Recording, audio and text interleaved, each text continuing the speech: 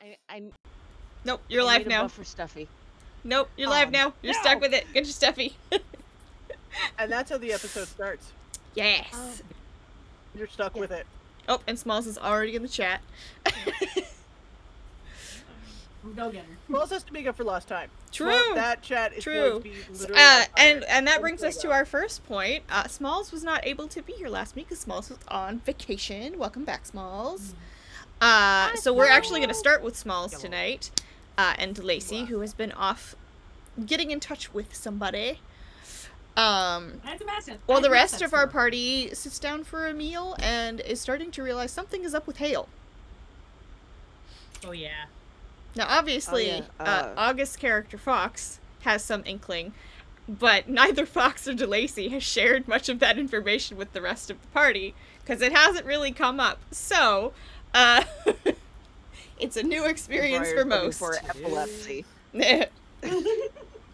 But yeah, recovering from events that unfolded 2 games ago, I think. Yeah, and Smalls, if you need me to fill you in on any details, I don't know if you got a chance to watch the stuff from last week. Just let me know. I did not. Okay. I did not because, partially because I did not have time, but also because that way, like, DeLacy can't even accidentally know anything that happened while I was not here. He can't know about the events he wasn't there for. True. This is very true. But also, we do not metagame in this for game. those of you who would like to know, I did figure out, and I should have figured this out way earlier, how to port things from Twitch directly to YouTube. So I am uploading them to YouTube as we go. So after a few days, I will upload it to YouTube, and then it should be available to watch on YouTube itself instead of just Twitch. So one more reason I love you. Yeah, I'm trying to make it easy. We'll get there with the original 9 because I don't have the video for that, but I'll come up with stuff with the audio once I get that going. If I ever feel better. We're getting there.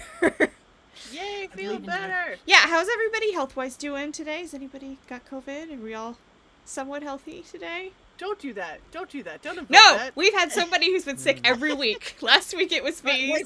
Hayes had COVID the week before. I'm knocking on wood. To be clear, most of us are in very different areas. The day before last week's game, so, like, it is fair to say everyone's pretty much been sick. well, fingers crossed we all stay I'm healthy. pretty much COVID free, so it's just it's the recovery rate that sucks. Yeah. And Edgar, are you feeling better? Oh, I'm feeling much better. Yeah. Okay, great. Well, while we're all mending and healthy for the moment, we'll cross our fingers and hope that stays. And let's start with DeLacy, who is going to visit an old friend. A work friend, you could say. Mm-hmm.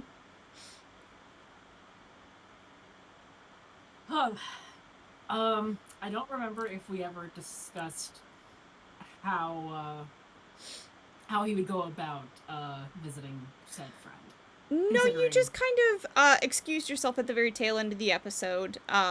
Didn't go into the Deep Seas exhibit with the rest of them as much. You kind of left and did your own thing while they continued to pal around and visit the festival. Yeah, because I think I left while we were all going to get food, and that's when Lace went, you know what? I got a thing to do. Yeah. And instead everybody got bracelets before they went and got food. Rude. But yeah, so you have peeled off and are presumably heading to this contact's living place. Do you go any specific route, or do you just kind of beeline your way there? He doesn't beeline really anywhere usually. So it would normally, from where he is, it would probably take him about, like, I'd say, like, maybe 10 minutes. It takes him 20, because he's like, I gotta shake off anyone following me. Paranoid. But he more meanders his way there, is, I guess. Okay. And you would probably head north into, oh my gosh, I don't remember the district's name, into a north district further north than the Lusari district, and you come to a very old manor house that's mansions, but it's dilapidated. The roofing tiles are starting to fall off. There's definitely some plants that have started to grow up the sides. It looks like a haunted house, roughly speaking. Um, he's wearing a hat, not a hood today. But as he approaches the door, just removes the hat. And I'm really blanking on if they had like a code knock or not, or if it was just a regular knock. I don't remember how in depth we got, honestly. I don't know that we ever went over that, but I would think that there would be a trick to getting inside. The I'm not a cop knocked. I think the one thing they definitely agreed on was it's not shave and a haircut. Absolutely not. Too obvious. But there would be a little like 2 bits in this economy? I can't afford that. Also, but it's just a simple like knock. 1, 2, 3, pause. 1, 2, 3, and then a sliding scratch, and then 1, 2, 3. Okay. And as you do that, the door pops open and like creaks open just a little bit, but there's nobody on the other side.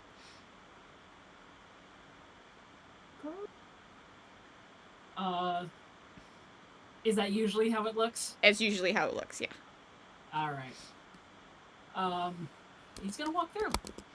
All right, and as you walk through, there is kind of one of those, like old-fashioned staircases where they've got the 2 flights that go up to the 2nd floor that kind of loop around in a circle. And at the top, there is a large glowing doorway that stands on its own. He just smiles. He's like, let you never lose your taste for pageantry, old friend. And he's gonna go up the left-hand staircase. It's very clear also from the inside. It does look very dilapidated, ill taken care of. You know, it's a house that looks like it's falling apart. And I assume you closed the door behind you. Yes. Okay, making sure. So as you head up there, you can head in the door frame if you want to. But again, it is a freestanding door frame. There's no walls around it. It's just door frame with glowing interior.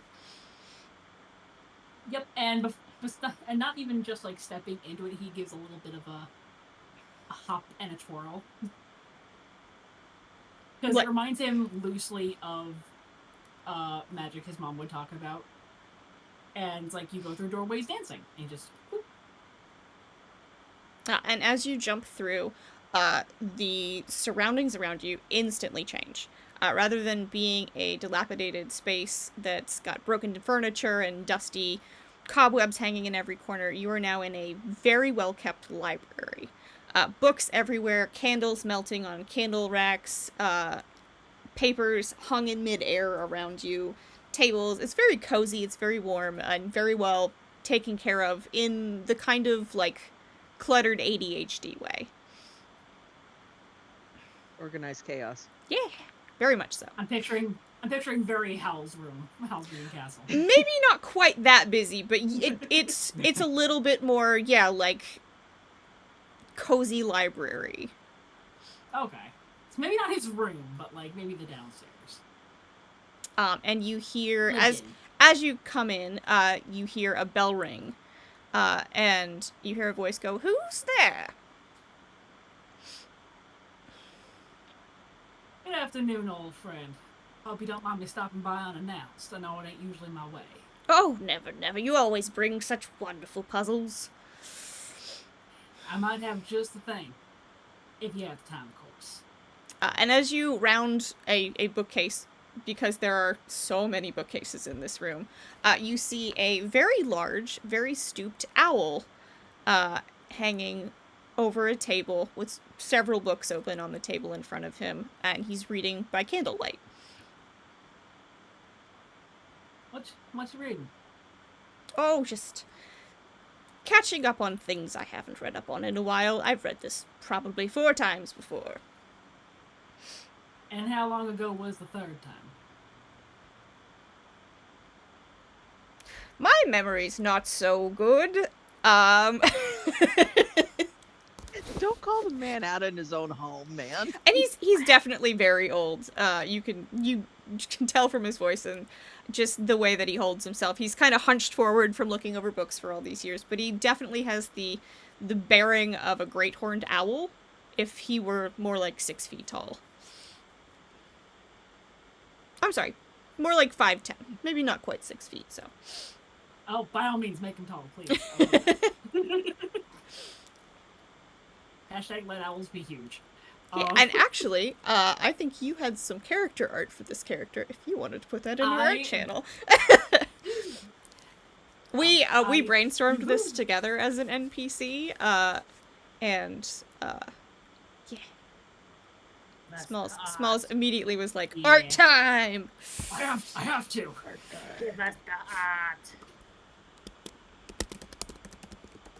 Ah, gorge.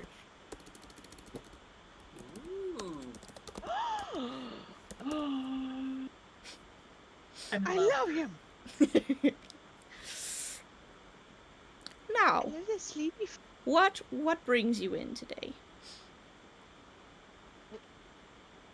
Well, wish it was just a light sentiment as it has been in the past, but this one's got me a little troubled. And it's urgent. I see. Well, I'm not as good as some people might be about going about things quickly, but if I can help, I will.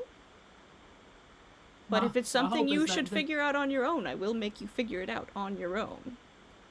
I'd expect nothing less. I'd be hurt if you didn't. Very well. What are you looking for today? And his expression sombers. The hat's been held against his chest and the other hand behind his back. And now both his hands hold his hat to his chest. Almost like it's gonna protect him. And it's like, it has come to my attention that there was a young man close to the palace. But in being close to it, it's more that he is chained to it. And I have discovered that there's an artifact around his neck that prevents him from leaving. And I got a bit itchy seeing it. There ain't no lock. There ain't no kind of device to unlatch it. There's a green glowing stone in the middle. And it looks like that boy was born wearing it, and he grew into it, and it grew with him. And it keeps him from leaving the quarters of the palace.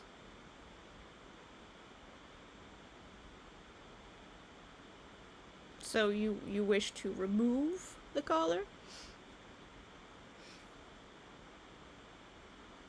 Among other things, I think in addition, I would like to be able to remove this from his person.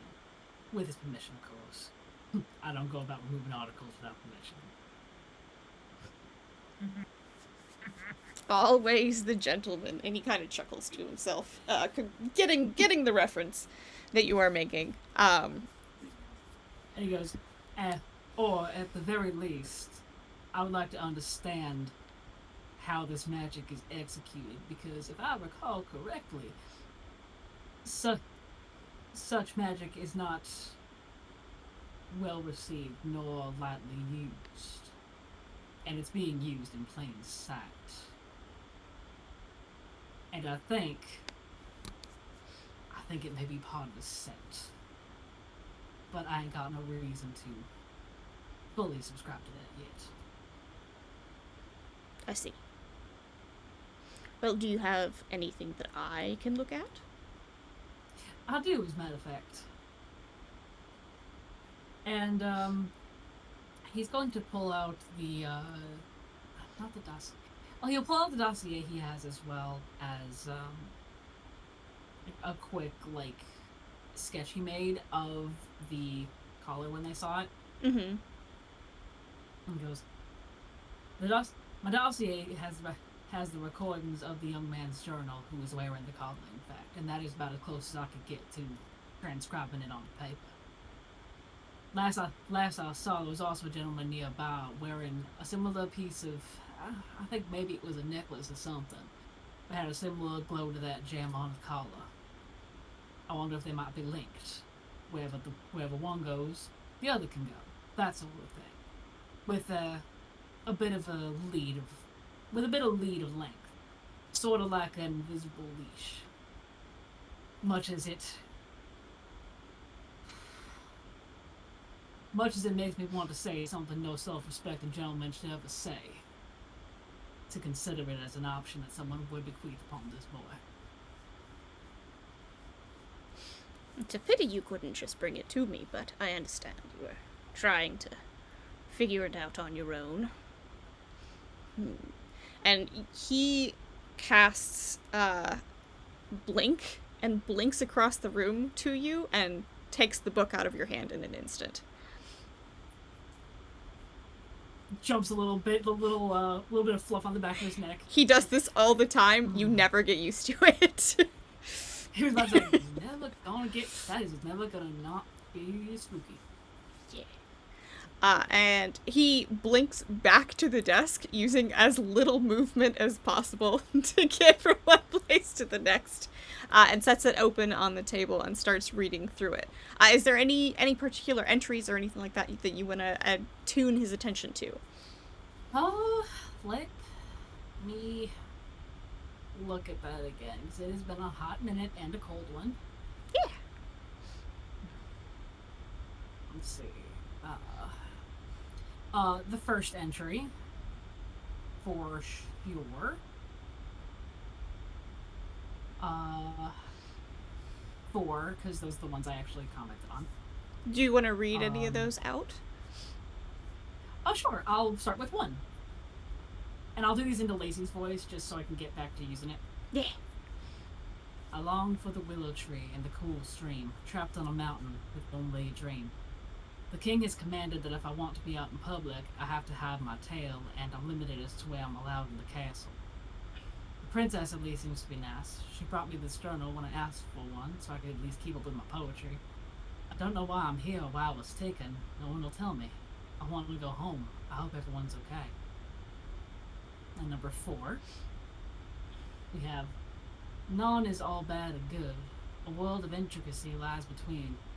Choices interweave to make a man, a tapestry of worldly deeds, and consequences woven in, like gilding glinting through the gaps. The king introduced me to the knight captain, Galleon Vale, today. He's very handsome, especially in that gilded armor. I can see why the noble... That wasn't someone pinging me. I can see why the noblewomen talk about him so much. Something about him seems very cold, though. He was perfectly polite to me, but I think he's uncomfortable about my presence. I wonder if that perfect armor has ever seen battle and how much blood has washed it.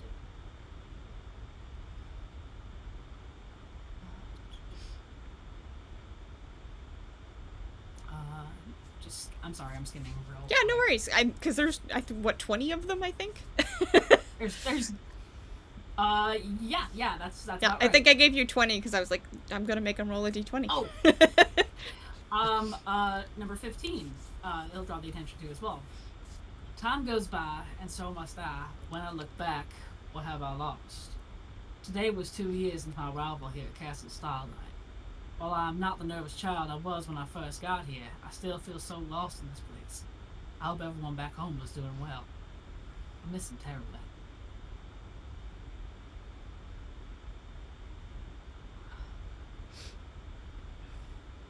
I mean, you don't have to read all of them if you don't want to. I just didn't know if there were any that you were like, yeah, I want to read that out loud. So those are some of the main ones, but please, my friend, feel free to scan the whole thing. Yeah, and as you know, as he's reading through them, he reads the ones that you recommend first, and then starts reading some of the other ones, and he kind of skims some of them, trying to see. I don't think he pays a lot of attention to the poetry. He's more interested in the meat of the journals themselves. But there is one poem that he kind of pauses on, and then he turns to you and says, "Ooh, have you seen his horns yet?" Did they when they knocked him out? No. I don't remember. You guys did I don't not. think so. But it's mentioned in one of the entries. I probably absolutely forgot about it. I will not lie. Yeah, no. I was just he's pointing it out that it was mentioned, so now he's asking, have you seen the horns? I have not. Boy's got a nice shock of light brown hair on his head. They hide them pretty well if they're even slightly pronounced. Okay. And then he keeps reading, and then he kind of pauses and says, have you figured out what he can't say yet? I've spoken with the lad a couple of times. He calls it, what did he call it?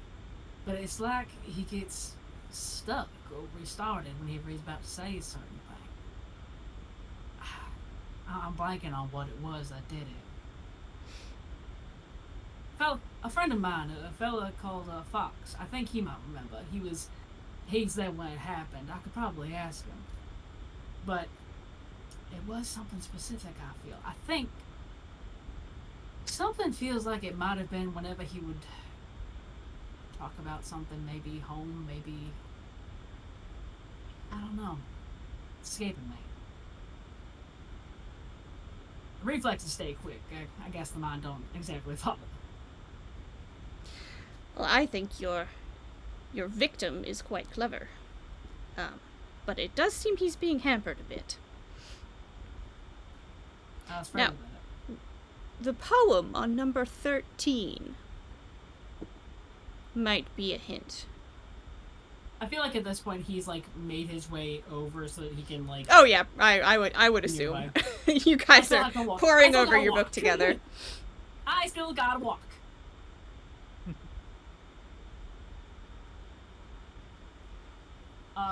Is it okay if I read it out loud? Yeah, absolutely. Number 13, I mean? Yeah. Oh. Yes, you may read it out loud. I'm sorry. I think Discord got my audio. Alright, number 13. Maybe I could be ordinary, then I might be happy. Everyone might even remember. I wonder if I'm going to lose my mind. I feel like maybe I already have. I wonder if anyone noticed I'm not where I was. Surely someone would have noticed by now. Why hasn't anyone come? His ears lower. Have you noticed anything? Not sadly. They lower aggressively. Yes. And he looks up at you, and he's got kind of a twinkle in his eye, and he says, have you noticed anything peculiar about this poem? Let me take a look, see.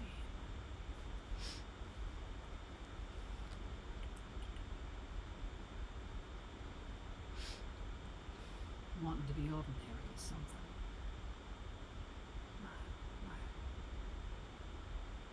Is what?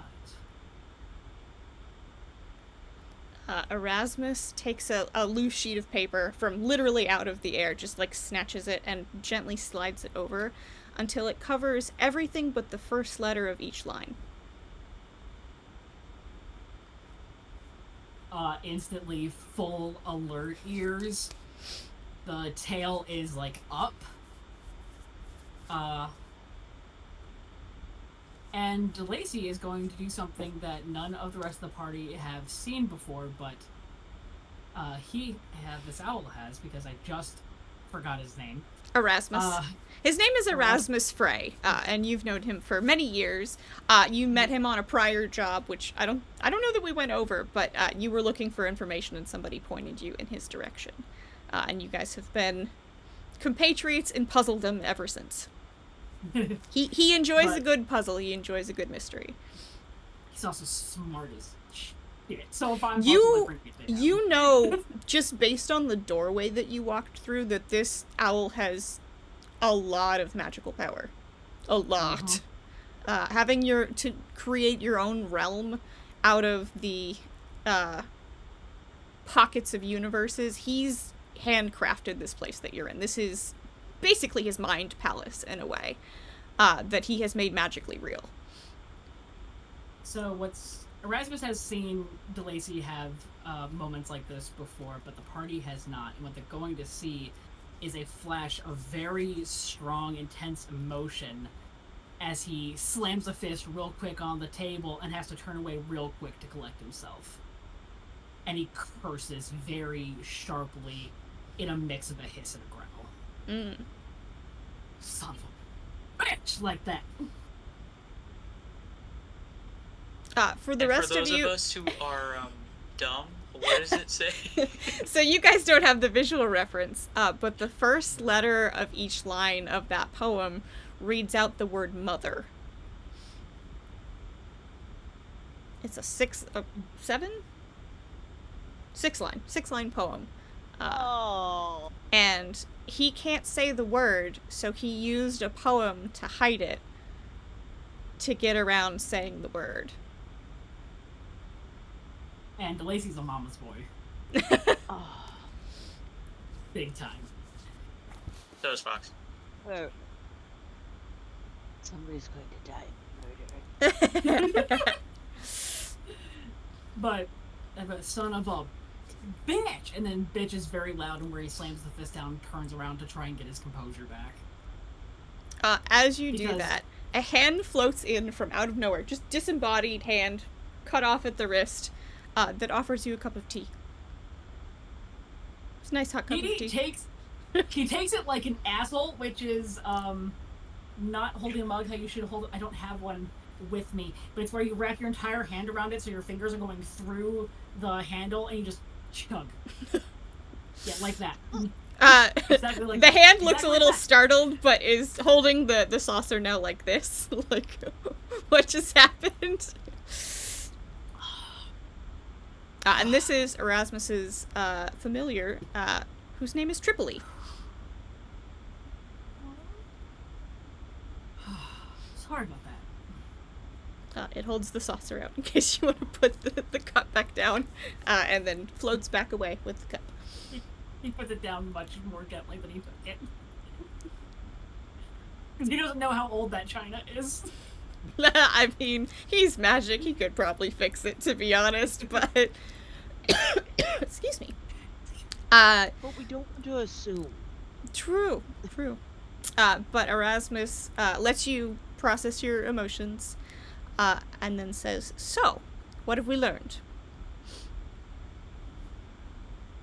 He can't speak about his mom.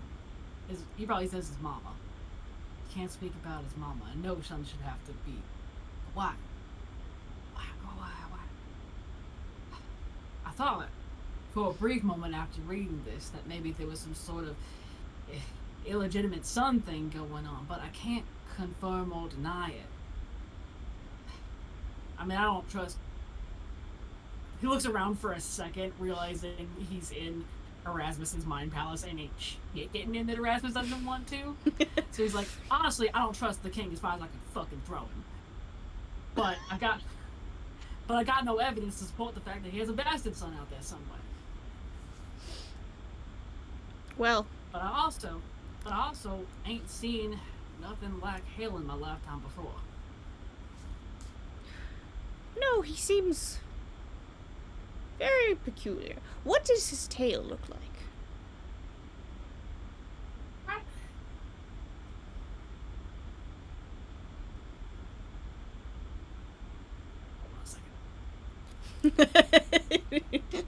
People are like, we got pantomimes going on. You may recall it was rather lion-like or unicorn-like, depending on your interpretation. It looked kind of lion-like, long and thin, but with that tuft of hair at the end. I see. And he has horns. Yes. How long? He starts flipping through. He says, "How long ago did he come here? Where was that?" And you find it's been about 2 years. That was one of the ones that you pointed out to him. 2 to 3 years, and you're like, okay. And Erasmus kind of starts twirling something in his brain and says, "Well, we know the king would have had this made, just based on your sketch, and the fact that the green jewels are, of course, the crown's current motif, I suppose. While the green stones themselves have no magical power, the runes that are probably carved into the metal likely do. I might have failed that class. Runecraft is very specific and very tricky. You would need someone to craft it for you. You would need it to be made for use. Which means that the king has hired someone. How prolific is runecraft as a study? It's fairly common. You can do basic runecraft fairly easily, but This don't feel basic. no. To achieve the kind of magic that has been funneled into this collar, you would need access to the spell control, which is very high level magic, and not something I would ever do. It sounds. Is it as nasty as it sounds? Yes, to put it bluntly. That low growl happens again. I don't have it pulled up on my computer, but basically the spell control gives the ability for a player normally to cast it on an NPC and control that NPC, but by doing that, it automatically makes your character a DM villain, and you get to make a new character. You forfeit your character if you use that move to hurt the character in any way. Legit. So the fact that the control spell has been poured into a physical object to be used is kind of brutal. Oh, he gonna make a name for himself. We're gonna fight the king. We're gonna fight the king. Let's go. Let's go. Rah, fight the power. The timeline of him coming here is very unusual. I wonder if there's something more to be found there. Let me take a look at it again.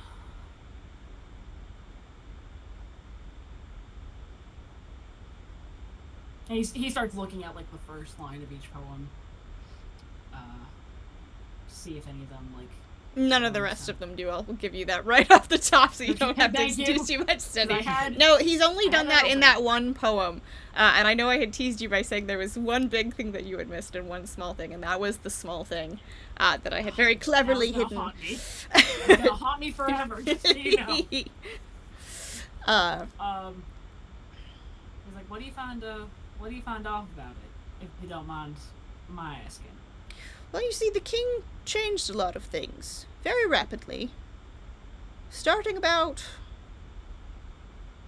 he starts snapping his fingers, and says, Tripoli, get me that paper about the assassination attempt. And Tripoli runs off and pulls a newspaper out of some dusty pile in the back of the library and brings it back.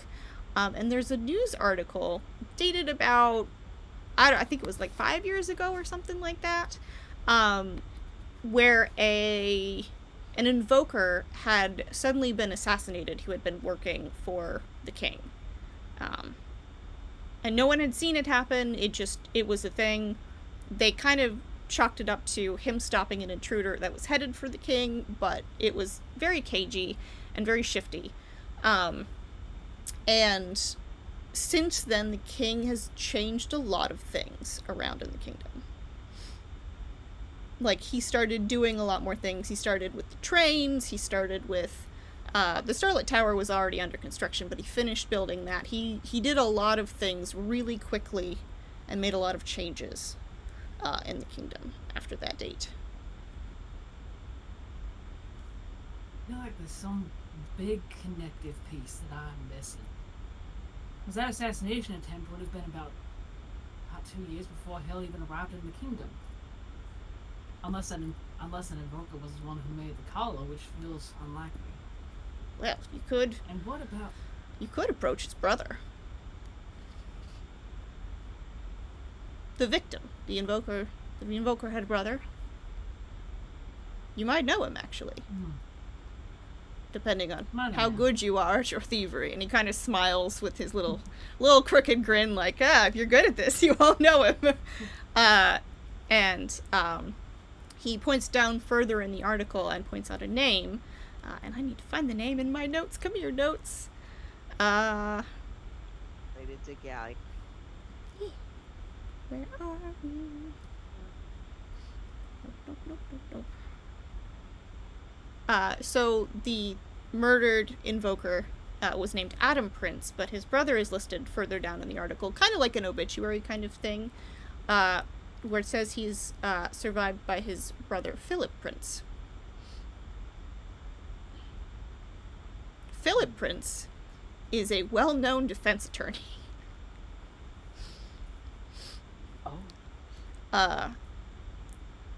He also, for a while, was a very notable barfly in almost every bar. Especially after his brother passed away. So you may have seen him floating around. I think I probably saw him at Kanoki's once.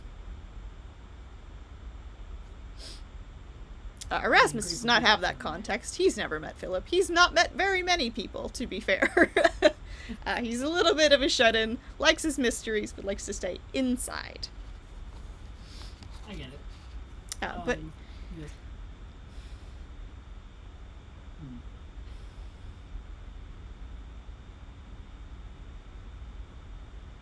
He's clearly thinking, and like the ears keep moving. He's not making the clicking like noises yet.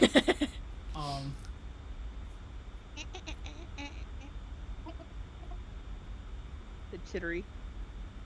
But the pupils are wide, and he's starting to pace a little bit. He goes,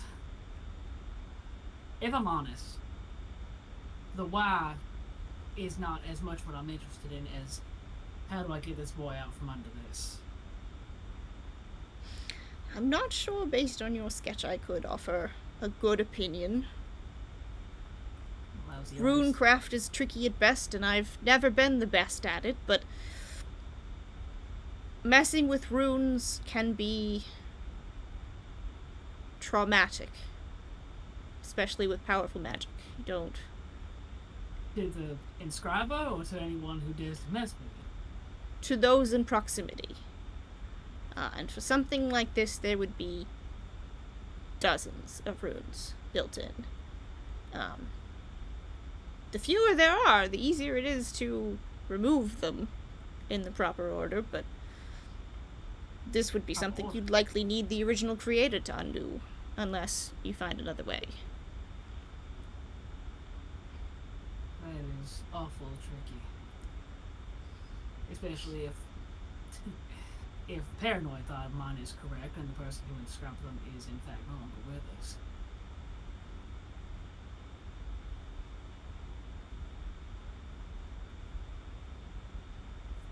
Or if I can find someone who's just as good as the original architect. Well, if you But you can't just...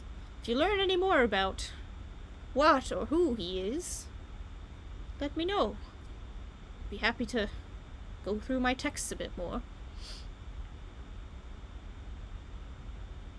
I do regret not leaning into some magic study myself. It's never too late to start. I could teach you a thing or two. Enough in time to get this boy out of this collar, getting back to where he's... With your patience? No. I didn't think so. But the offer is always open. Although, I have been meeting quite a few new folks. Some of them might know the way around magic, at least to start. Or, I can go find someone. The world is wide, as my mom said. And he gets a little sad there, like the ears go down in the actual sad way.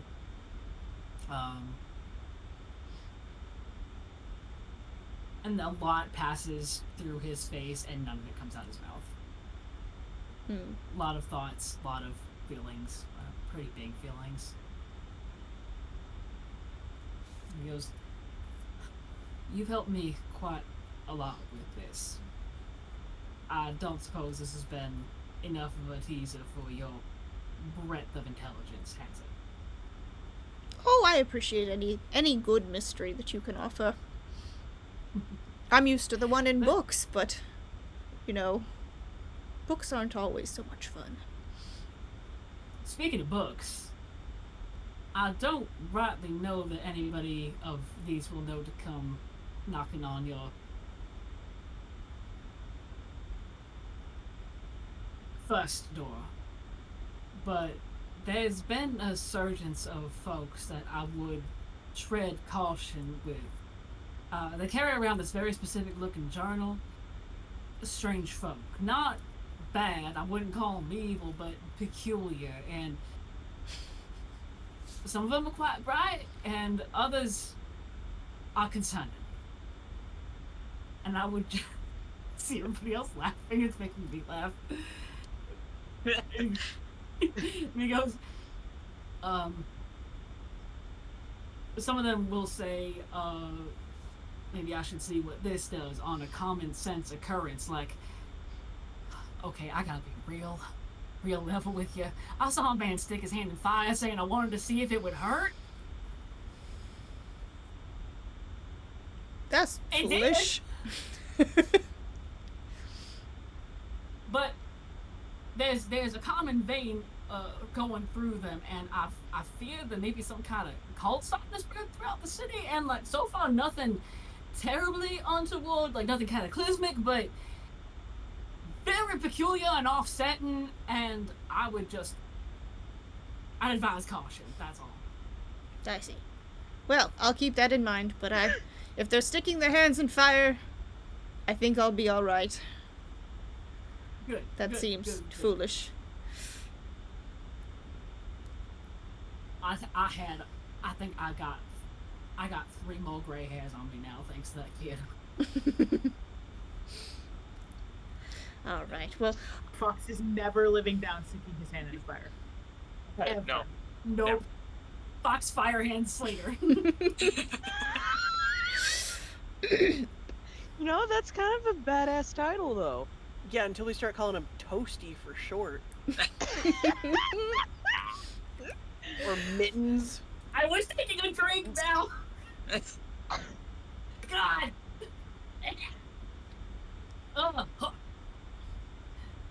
Call me Hot Flamio. gloves. alright. And he says, and don't worry about the door. If they don't know the secret knock, they can't get into the sanctum, so you'll be fine. I'll be alright. Good. I also, before I take my leave and leave it to your reading, I have to ask, is your back feeling okay? You were a little hunched. I've had this hunch for 20 years. I don't see what that difference that'd make anymore. Aha. Bad back. You get stuck with it. I suppose one does. With the weight of such knowledge, I guess, you know, heavy is the crown and all that. May I have my dossier back, please? Ah, of course. And he passes So it back concerned. and kind of laughs. So He's so concerned, but this man is so much smarter than him that he's like, I can't see. This man is genuinely ancient. You don't know how old he is, but so much older than most of the people you've ever met. He's so old and there is no gray. How did he do that? Yeah. Is it because it's feathers? I don't know. Magic.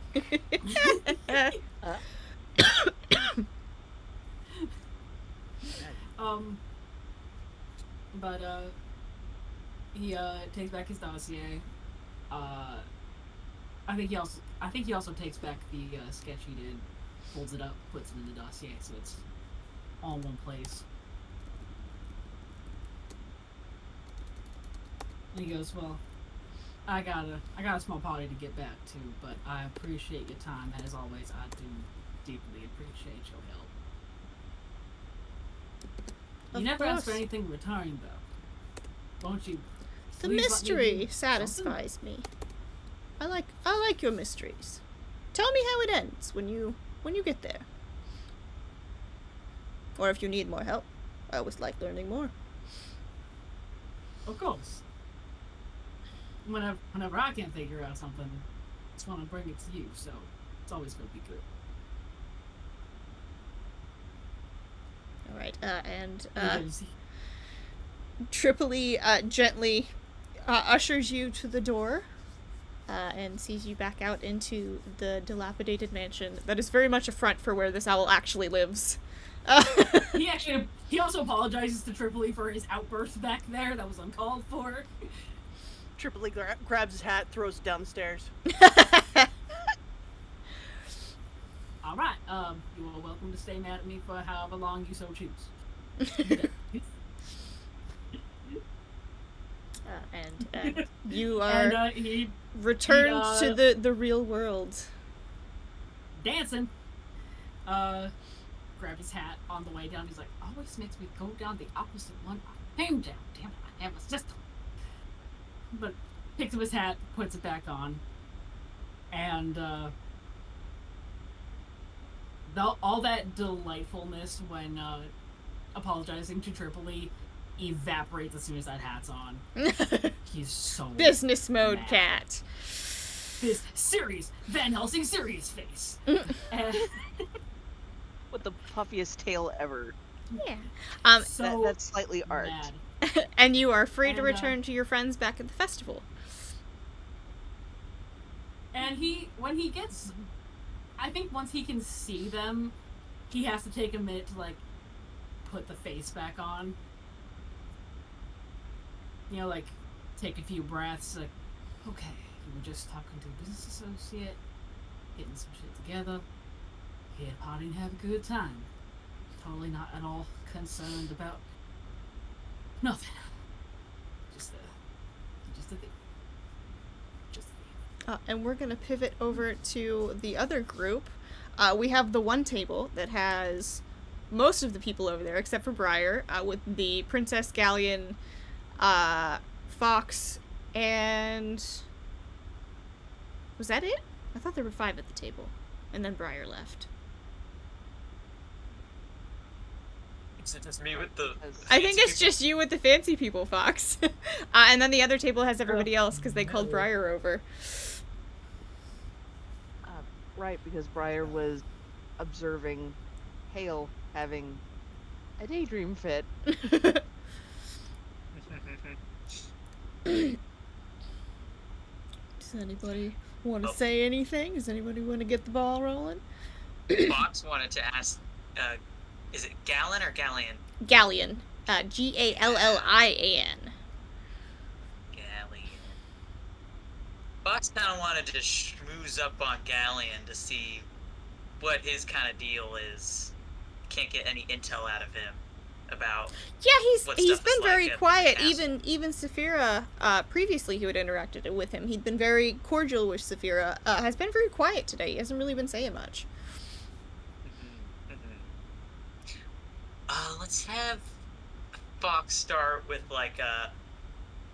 I don't know. Like a. Hey man, love the armor. I respect and salute the work you boys in gold do. What made you want to be a knight? How'd you get into the knight business? And he kind of looks at you like, what? What's happening here? And the princess kind of smiles and goes, yeah, Galleon, how did you get into the knight business? And Galleon kind of shuffles his shoulders a little bit and then just says, I've always wanted to be a knight, even as a boy. I suppose it was my calling. Did you meet a knight when you were a kid or something? Many times. When we were quite young, my sister and I, we lost our parents when we were quite young, and we had to find work where we could. And the knights were always very kind and great symbols of honor. So, I suppose you could say I was drawn to it. And is Hale trained to be a knight under you? Oh, no, Hale's not a knight. He's a moron.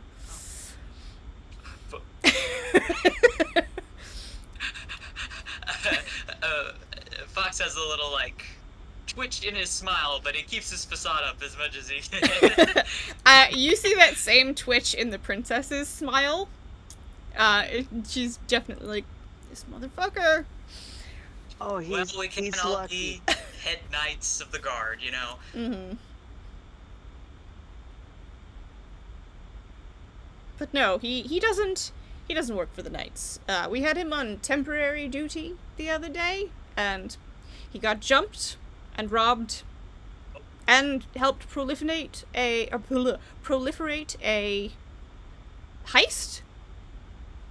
Oh my goodness. Wow, that's a lot for his first day. Yeah, and his last day.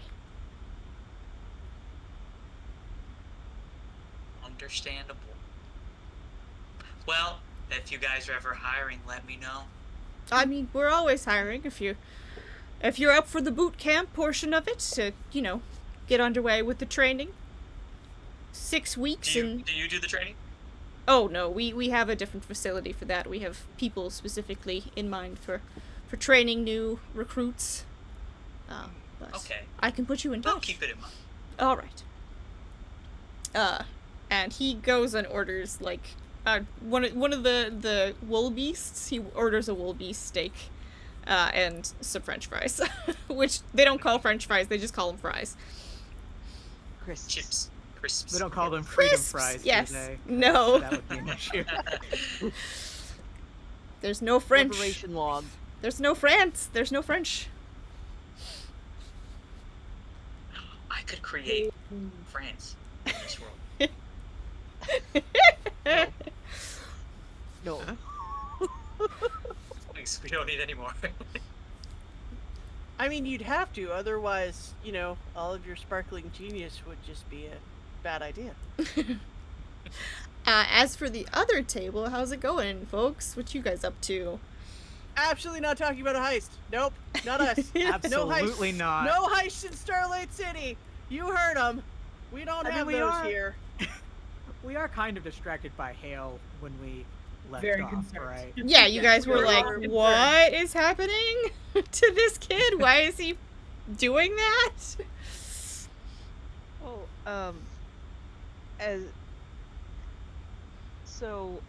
Ashley's dad was a paramedic, right? And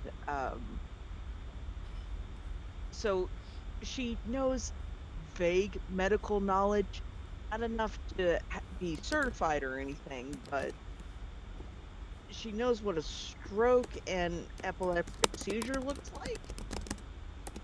But Hale isn't having any of those, so they're pretty sure. No, it's not- like he not- checks out for a minute and then doesn't remember why he checked out.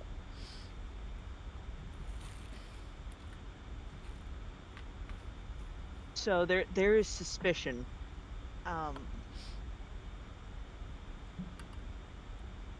But Briar also tries to pass it off as in, so you're kind of a dreamer there, huh? Where'd you go? He just kind of hunches his shoulder. It's like, I'm not sure. I go No, it's a okay. bit fuzzy sometimes. That's okay. I get fuzzy too. It's all good. Sometimes you just gotta check out for a minute.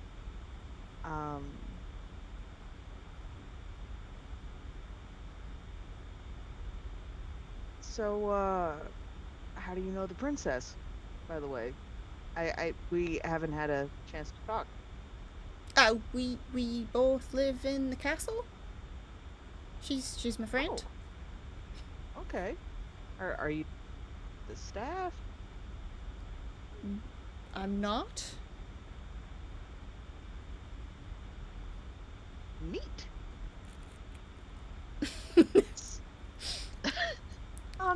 Okay, so.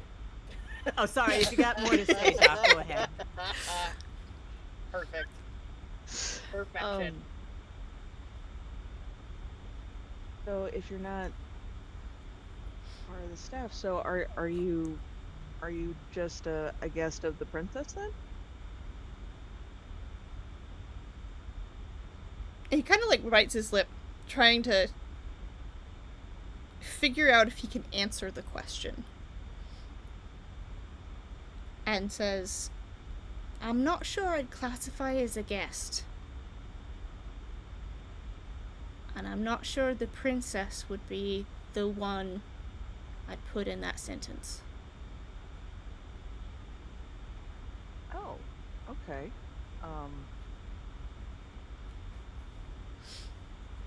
Are you a guy in training then? No. He's going to look over at Morrigan and your turn. I mean, I got a completely, excuse me. I've got kind of a completely different kind of line of questioning in my head, if you don't mind me taking a turn, I guess. So kid,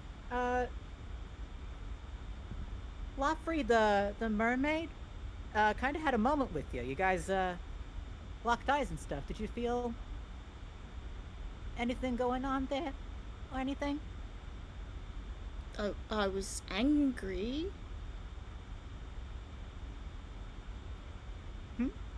I was angry. Oh, you also felt that? Oh, no. I was saying that you... Oh, sorry, you're probably confused. The mermaid's name was Lofrey. I was saying Lofrey and you had a moment back there. Kind of looking at each other. Did you feel... Okay, I'm being all roundabout and I don't know why. Hale's doing that thing again where he's like he's got marbles in his mouth. He's trying to think of how to phrase something, and he kind of pauses and says,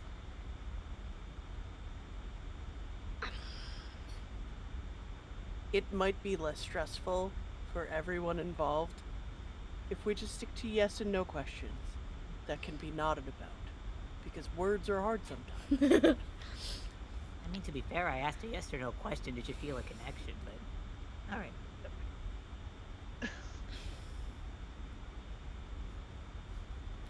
Hale is still kind of falling silent. He's not blanked out, but he hasn't found the words. Okay. Yeah, I don't know why I was being so roundabout about it. She said that you guys shared something in common. We do. And I guess I was wondering if you were... Okay, so you know that. Okay. Yes. She wouldn't tell me what it was. Can you tell me? And he's doing that thing again with the marbles in his mouth. And he opens his mouth to speak, and he goes blank again.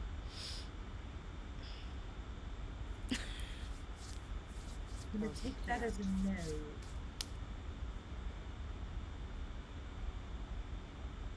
Couple So he seconds can pass, clearly and he think comes about back it. up.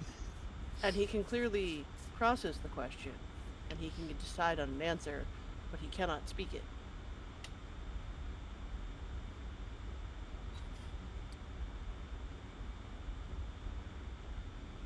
You're doing great, bud. And Hale, do you need a break? as Hale spins back up, it's like he's forgotten the question that you asked again. He doesn't remember it.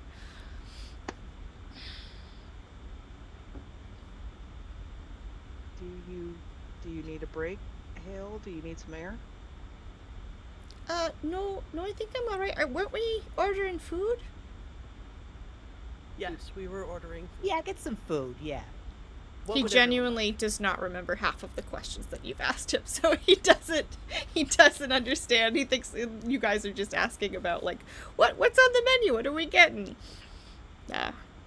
It's about this time that like Saphira takes out her like notebook and starts jotting, like making notes.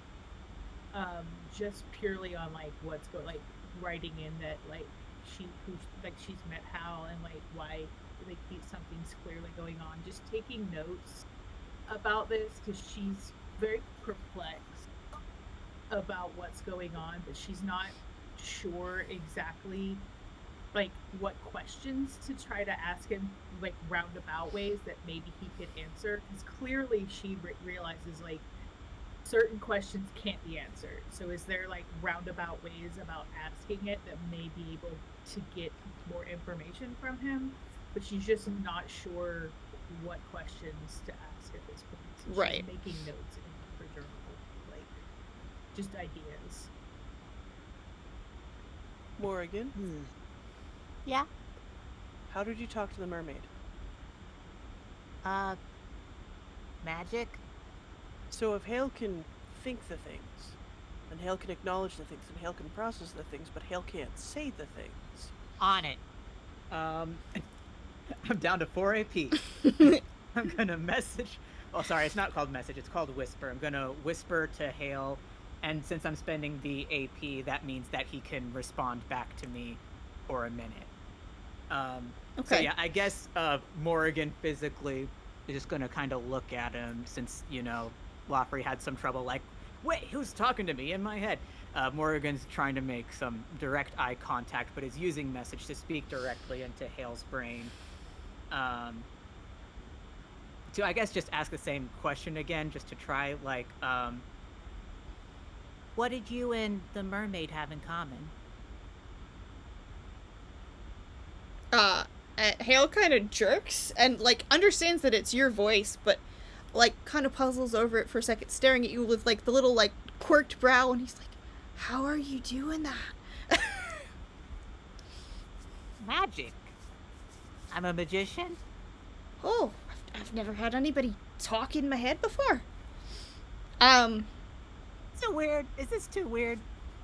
I It's, just don't know how else to talk to you. it's right a now. little weird. It's a little unusual. I'm trying to think of a better opening when I'm doing this, because I think I was freaking the other person out a little bit too. Sorry you, about you that. might open with, Knock knock. "Hello, this is Morrigan. May I speak to you in your brain for a second I'm before you already lead doing into it, the you know? questions?" All right. Hi. This Hello. is Morrigan. It's nice May to I meet you. enter your brain?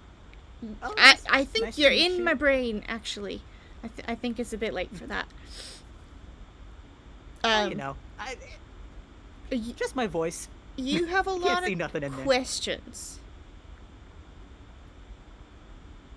We're just kind of worried about you overall, I think, is what's going on. Maybe, I'm also worried about Lawfrey, the mermaid, and she said that the two of you shared something, but it wasn't hers to tell.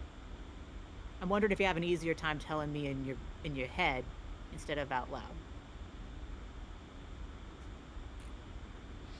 and you, rather than a verbal or audible response, you start hearing almost like a microphone feedback sound, like a white noise tinnitus kind of sound.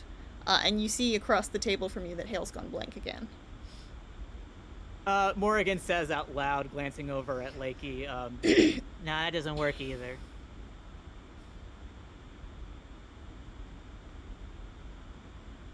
He phases out in his brain too.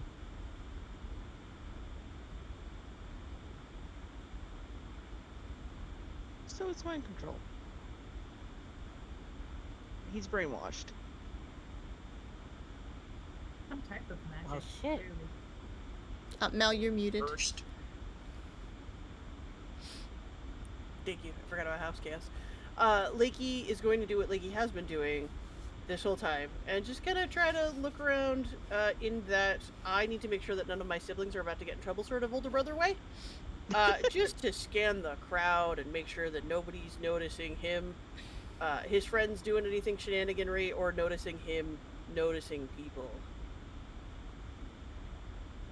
Galleon is distracted with Fox. He's got his recruitment smile on. For the most part, everybody else are just random strangers in the crowd. There's a waitress that's now making her way over to you guys to take your orders. But for the most part, nobody's really paying any attention. Do you see a vaguely familiar beheaded gentleman?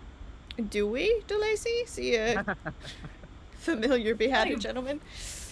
I think you do about that point. I'm just saying, right before break is a great time to get the party back together. You know what? When you're right, you're right. You're right. But sometimes I roll a 19 on having a good idea. Sometimes. So as DeLacy finds you, DeLacy, do you sit down at the table with Hale, or do you sit down at the table with the Princess and Fox and Galleon the Knight Captain? Your protege? Or your adopted son? Or your problem child. No, Both problem children in very Yeah, different which ways. you Good really son. like, or the which child is a flavor of nuisance? problem child do you want today? The baby or the middle child? Which one? Which one? Who's the oldest?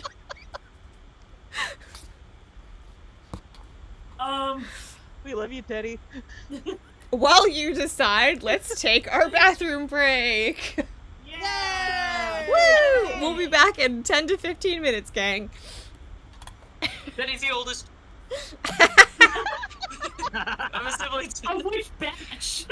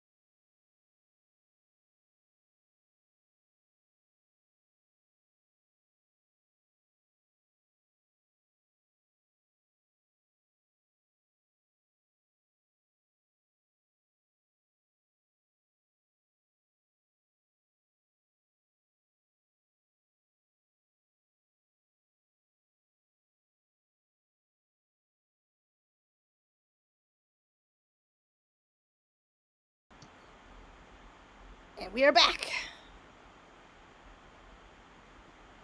Mal's got a snack. And a suspicious look. We ordered food like he's having a salad. This isn't surprising. It's Very really good. good Foley work, actually. Yeah. Speaking of which, Hale orders a nice salad with some pomegranate seeds on top. Ooh, nice. It's Teddy wants the spiciest thing there. I'm living Okay. out my fantasy of being able to eat spicy food. Put it on me. oh my god. You order a super spicy pepper dish that's like almost like a chili, but it's got like chips and stuff with it as well to like tone it down or put it in your mouth, however you prefer to do it. But it's definitely a little bit closer to soup than like thick chili. Okay. And it's bright red. It's a bright red food. There's no interpretation of it where you look at that and go, that's not spicy. It looks spicy, it smells spicy, and it's served hot. Gobble and Will swallow his- it. Will he have like red tunnel vision? The more spice he ingests. I will leave that up to August as to how spicy food goes.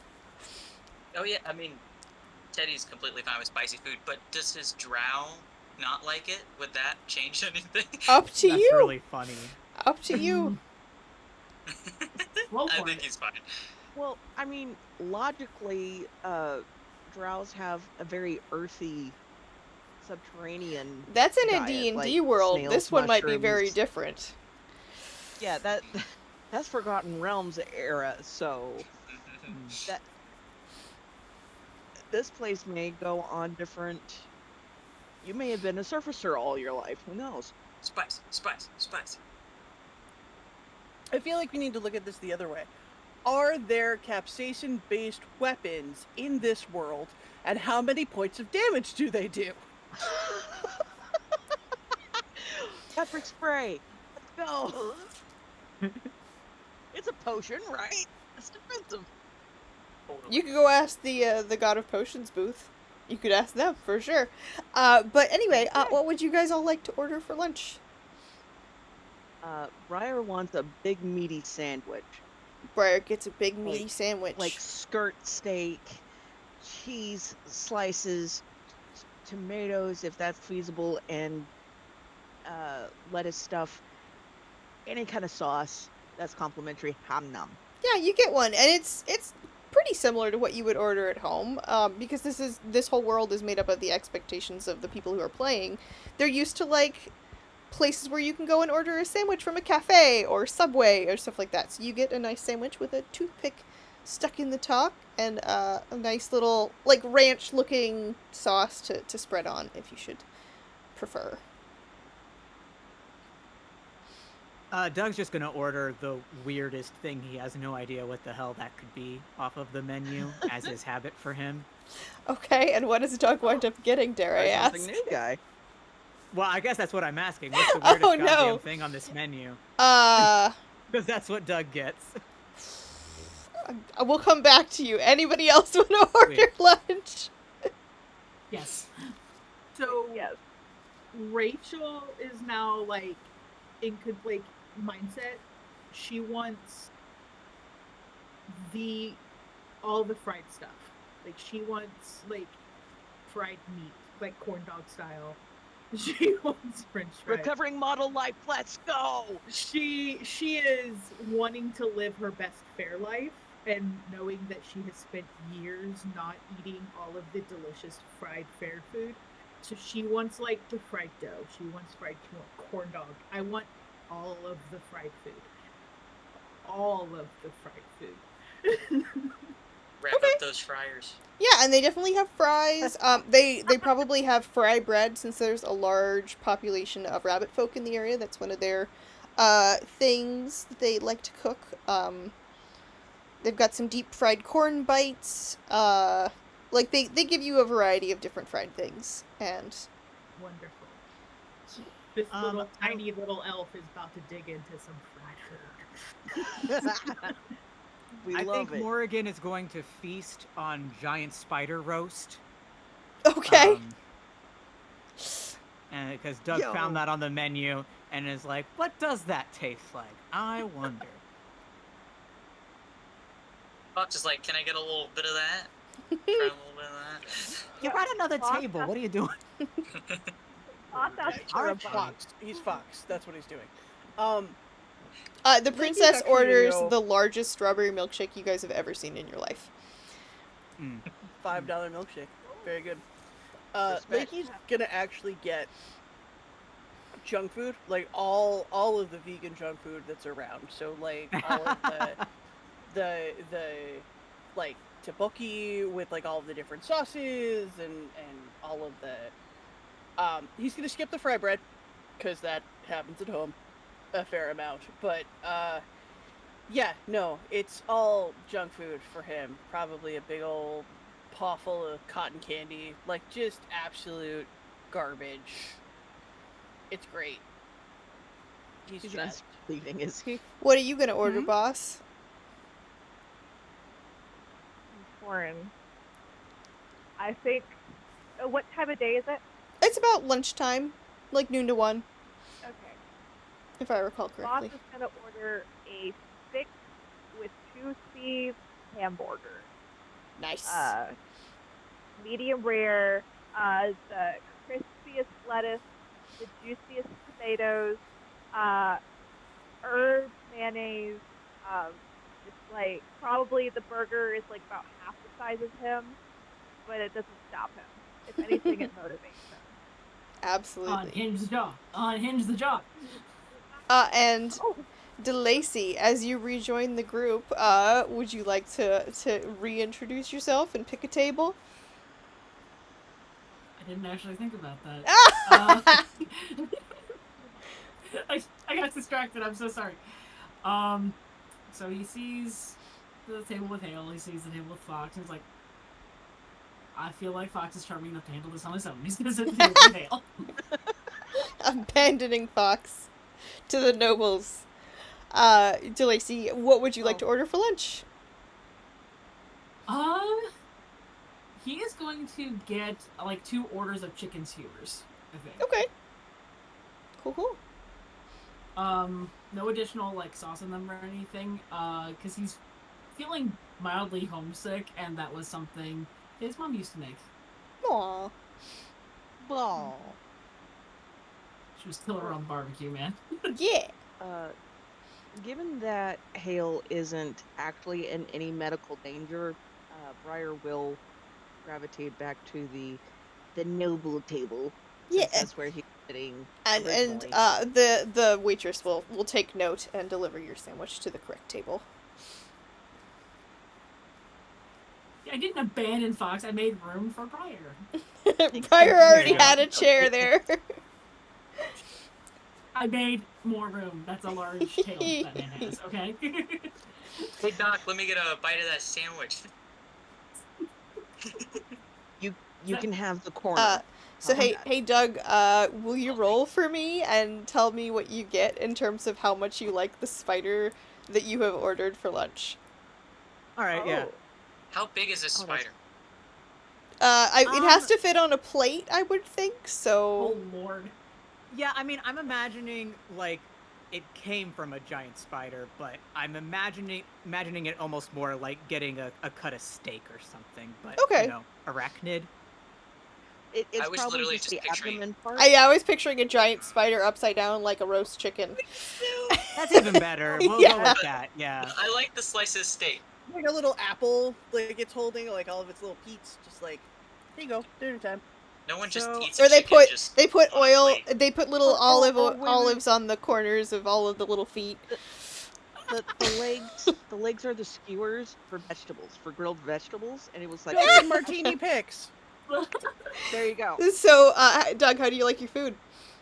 crunchy kebabs, right there. Kind of like it. About an 11 level Okay. on a scale of 1 to 20. It's like interesting. order it I again. probably am not gonna order it again, but I'm glad I experienced it. And it's got like nice crunch on the legs. It's like fun textures. Yeah, and I think you've learned that when you go back home, you're not going to order any spiders online to see what they taste like in real life. Because you can do that. They do have, like, dried tarantulas you can put on hamburgers and stuff. That was a trend, God, what, like 5 years ago or something? Well, So I they- mean, yeah, plenty of places eat bugs and stuff. Yeah. Yeah, and honestly, good nutritional value. However, a lot of people No, can't I get think- past I the think probably- legs. Yeah. Doug has ever had like normal kinds of bugs back home, but it being to this scale is not exactly the same. Yeah, for sure. So I guess, yeah, probably more Doug doesn't finish all the way, honestly. But it's like, well, that was an experience. Yeah, for sure. Lots can help You you. get some of mine. What did you get again? Spicy chili stew. All Give me right, I'll things you have a can bite. handle it. I'm rolling again. Oh, That is so red. Do fairies so eat red. spicy food? 15. You like it better than the spider. I love it better than the better than a spider. you can drizzle some of it onto the spider to make it more palatable, maybe. I'm gonna dip my bit of spider in my chili. Oh, we're just sharing food now. That's adorable. If you come over here to go to the Your noble take. table. Boss wants to try the spider and then the spicy food. Wait, awesome. I absolutely think that you guys are still at your original tables and literally just reaching over benches, and it's just like You're Yeah. right. this, It's like, like, you know, just- almost like Pass Looney me a Tunes, leg! This like cloud of like dust and food and arms and hands and forks and sauce. Wait, are you saying Fox has the option to like show how that like reach can go and he's not gonna take it? Yes, he is. Look at this arch. Bye. And normally the waitress would probably ask you guys to stop, but because you're sitting with the princess, she's not going to. She's not even gonna go for Push it. these tables together. We can do whatever we push them want. together. Kinda Lakey defeats the purpose of the mentally original adds idea. even more to her tip. Like he just, the more shenanigans that are happening, like her tip just keeps getting bigger and bigger. He's got that tally going in his brain. And I'm the really princess rude. is paying for all of your food again. So she does leave a fairly hefty tip. But if you want to tip on top of that, Saphira's she's not eating going to her stop you. food. Saphira's eating her food like she's making love to it. Like she's hovered over it and just eating on it. If you try to take food from her, she may enact violence. Noted. She is eating like she has never tasted this food before and finds it absolutely orgasmic because she has wanted fried food for so long.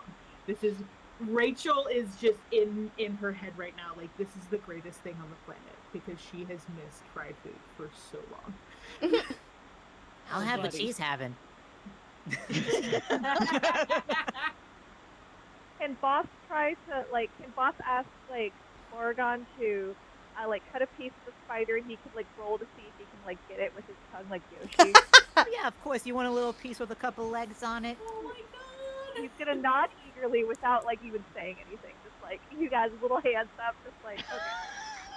Now, how far are you trying to go here? He's gonna back a little bit. If you roll a without natural turning back. 1, you're going to get Fox's stew. Oh my god. Oh my god. It's Okay, hold probably- on. Wait, it's wait, wait. probably Oh, no. burnt forever. I need Oh, to get no. my tray. Kiss it for luck. Do something. Do something. Okay. Give me a second. I need to empty this. Got trinkets. Trinkets. Trinkets. Okay. Alright, here we go. That's a 16. You get it. You definitely get it. Pretty good. I finally rolled dice. That's a success, right? Yeah. So yeah, you guys have a pretty good time Oh, you're eating muted. lunch. Oh, I'm not. Am I? Oh wait, maybe it was my computer. I'm so sorry. Ignore me. Now I can hear you. Yay! Sorry. No, you're all good. So you guys eat your lunch and are now back out on the streets of the festival, free to do what you would. Well, now that Briar is back in the vicinity of the princess, he has a couple questions. Okay. Did you want to Um, do this before you leave the lunch table or after? Probably before, Okay. because after lunch that gives her the opportunity to make distance from Briar if need be. Um, And we want her tracks.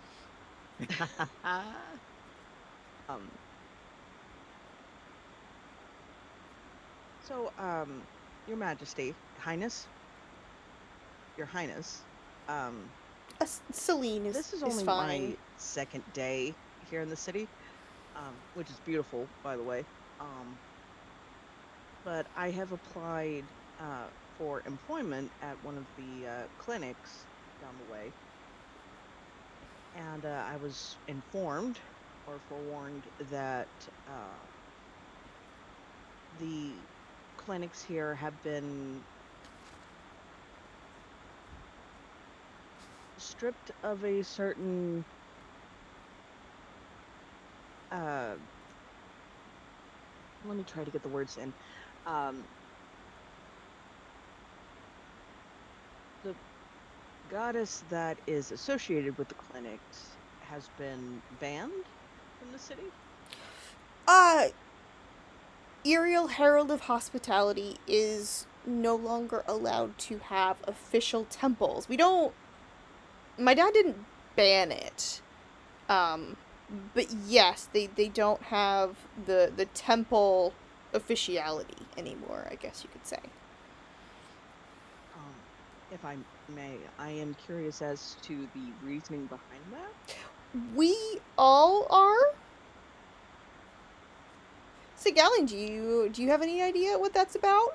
And she's very pointedly like giving him a look, and he gives her a look back and doesn't answer. I see. Fox chimes in, just, oh, that does seem odd since this place is pretty diverse with figures, religious figures and whatnot, and beliefs. Weird to Is single one out. Especially the more welcoming one. He kind of mutters under his breath nearby. Especially the more welcoming one. Yeah, I'm not really sure why my dad did it, but he said when he made the announcement that a goddess of hospitality, which is focused on kindness and treating others with goodness, wouldn't appreciate a temple in her name. She would appreciate people doing good in her name. And claimed to be helping to proliferate people just doing good because they should. But I don't think it's been particularly effective. Crazy. Does the king just not care for temples in general? Oh god, no. I mean, we've got a Temple of Rathana in the palace. I mean, it's... Or is he just cherry picking? He specifically did this to Iriel. It was only Iriel. So I guess he had a reason. But you were not privy to it. Well, I'm not privy to a lot of things since I was disinherited. So. Oh. Ooh. Sorry to hear about that, bud. That stinks. No, actually, I'm okay with it. Really? What are you and your father not? Oh god, no. Simpatico. No. Oh. You and me both. Plus, I think my brother is much more suited to the throne. And she kind of like stares off into space in a different direction, but she looks a little peeved.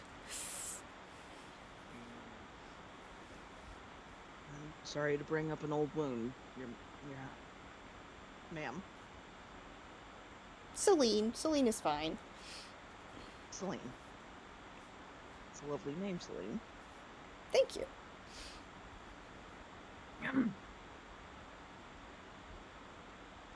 Briar, don't you have a So- fiance? Briar! I am distracting myself. Let me have this. It's fine. It's Briar's hoe phase. I And don't we're know how better to than deal to with my start than stress. at the Let's follow top. up. Right.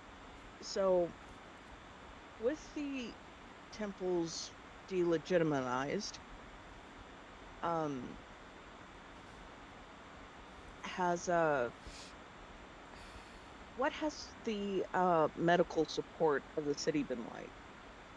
Well, I mean, there's the Healers Guild up in North Side, but they tend to be selective, I guess you could say, about what they want to participate in. And then you've got the clinics that used to be temples to Uriel, but you know, some of those have gone under in the days since. Well, the one I applied to looked like it was originally a house, and it was improvised into a clinic. So I suppose that makes sense.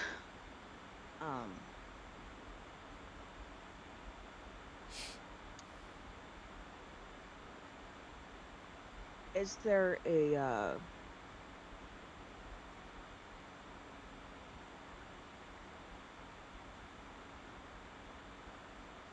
well, I've learned this term as a hospital, a larger building where the doctors are more concentrated.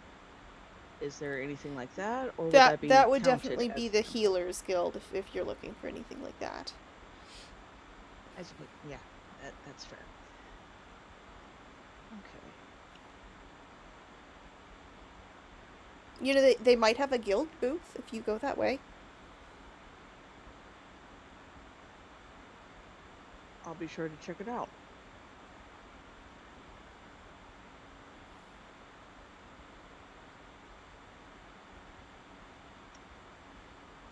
Right. Thank you for humoring me. Of course, I'm happy to answer any questions. I assume you're not from here? No. Originally I'm from Kells, but I've been a sort of vagabond for the last 3 years. I participated as a doctor for the war back then, and been searching for a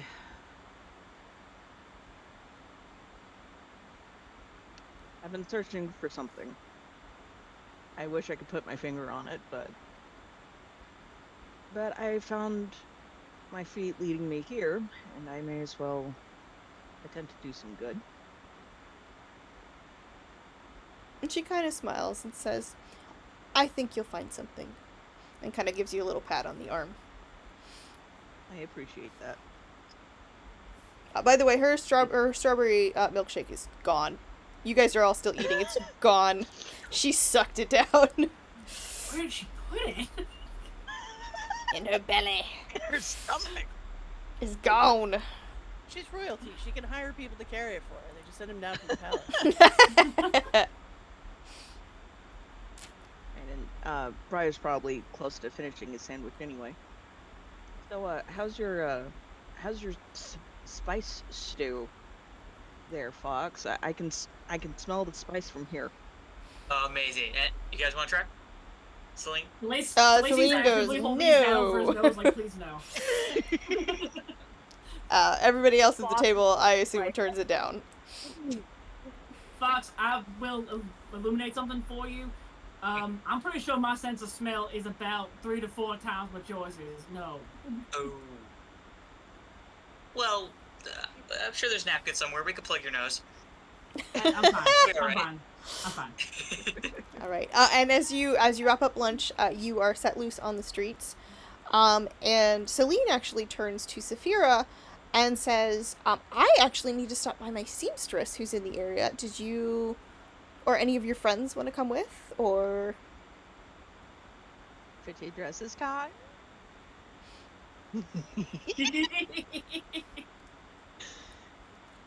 Well, I that's would- a montage if ever I heard one. I would absolutely. I do need to have a new garment made, so it. And she turns to everybody. Anybody else want to join us at the looking at the seamstress store? I I think have I'm no qualms watching beautiful women put on beautiful gowns. Likewise. Alright, so we got 3 for seamstressing. Anybody else want to go, or does anybody want to check out the guild booths instead? Yeah, does anyone want to check out the guild booths? There is no Thieves Guild booth. Just none. There's no Thieves I'm Guild. not looking at DeLacy. I'm not looking at DeLacy. Briar. No, DeLacy has one of those, like, I don't know if you guys ever saw Trigun, but Wolfwood's Confessional, where you just slap the little church building on the other person's head. I The have Thieves the Guild. booth. DeLacy has 2 in his pocket.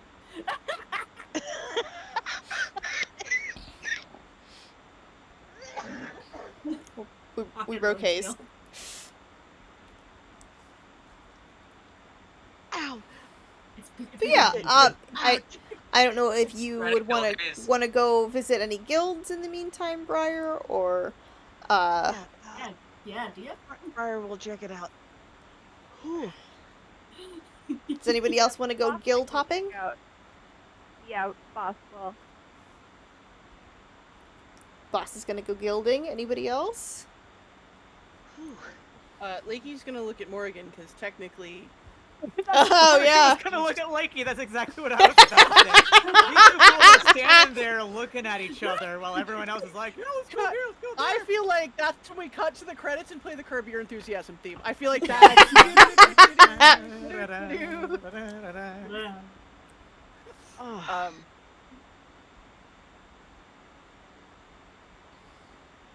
Do you want to spend some more time with Hale? Do you want to go talk to DeLacy? Do you want to go to other guild booths? How can I facilitate your enjoyment of the festival? Okay, so yeah, maybe we should go with DeLacy, and only because of rune stuff. That's the only reason at all. Right, only because of rune stuff. right. Got it. Academically. Mm-hmm. Morag is trying desperately not to look at the flowers in her bag. Oh, that actually reminds me, DeLacy, about half of our party have little bracelets from the Temple of Larado's booth that indicate what their romantic preference is and what their relationship interest is. So I believe Saphira is a pink ribbon indicating she's interested in romance, with a charm indicating that she's interested in men. Fox has a bisexual charm, but is also a pink ribbon, and Hale has the same one as Saphira. Did anybody else get a bracelet, or was that it? Briar was shy about it, Okay. all things considered. I just didn't want to miss What anybody. things? What things, Briar? What The things? princess got a white bracelet indicating she wasn't currently interested in romance. So that is an option, yeah. Yeah. Did Galian get anything? No, he did not. He was not participating in that. He's What a not participating loser. in anything, He grumpy. He's a stick in the mud. I'm gonna get him participate. but Well, you can't be Really taught good how to. tin can of butt. Well, you can't be taught how to have fun. You have it or you don't. Fair. Among Very other si- things. very side-eye-y. Lakey also has a bracelet Yeah. that is the whatever whoever. Oh yeah, we're Sure. matching. We're Yeah, twins. you two are We are. matching. Yeah. Twinsies! Yeah, I was like, I feel like I'm forgetting somebody, but I couldn't remember who I was No, forgetting. Yeah, no, it's like it's okay. Alright. Yeah, no, it's. But I like to think that like his is just a little faded, like Like he's had it for a I while. guess. Like no, like just like they made it out of like a pea, and they didn't notice how like just like scuffed up it was. But it's just very much a. Yeah, okay, romance, sure. Somehow that's the vibe it gives off. Gotcha. Yeah, Morrigan did not get a bracelet in order to avoid having a crisis. So Legit. Yay. Legit. But they also said that you can pick them up at any time from the actual temple too. So if you ever go to the temple and want one, you can grab one at any point. I think We at shall one point he would point out that like, oh, y'all stopped at the booth for that temple. What prompted that in my absence? Yes, it looks very nice on you, Fox. Thank you. I just love the imagery of Fox being like, look at my bracelet. Look at it. Attention. Give me attention. And he's not a middle child. Okay, cool. It's been an hour since you've given me attention.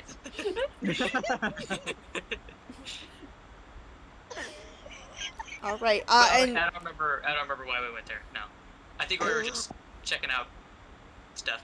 I believe it was just the next booth Horse after around. the you had gone into the booth for Curran, and the princess had kept going on different booths just to. Saphira, her job as a distraction. Yeah. yeah, So you guys we went were to arm that one. wrestling, and then and then some folks were over there instead. Yeah, we were trying to earn bail money. How'd it go? Pretty good. It's gonna happen over like a few days, so we'll see. But I believe in us. we figured after Lakey makes sure that there's distance between Galliant and him when he says this. But he just kind of looks point blank at Lacey and goes, after attempting to hatch a plot to free the captured, kidnapped mermaid, we figured Lafrey. bail money was the next appropriate step. It's a good plan. It's a good plan. So did you? What do you know about runes? Are you talking to me? Oh, sorry. Yeah. Mr. D. Lacey, what do you know about runes? A Lakey has a very quiet "atta girl" moment. Fox is Like just like one ear just like goes sitting, boop. like right behind Laura Doug's leg, but it's kind of like peeking out with a very like intense stare. But you might not see it because he's so little. is he close enough that I'm gonna trip on? No, he's behind you. He's just kind Okay. of like very like. Hold on, I'm gonna roll Fox gently some kind of pulls him. perception check to see if Morrigan notices Just palms a boss's head. third of this crew intently listening. Alright, that's 11, so probably not. Alright.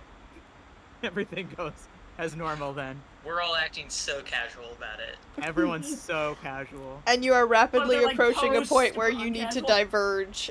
So, be advised. You know, I can't rightly say I do. I never did take much to no kind of magic crafting. Much better suited to just working with my hands. Okay. Do you know I do anyone know- who would?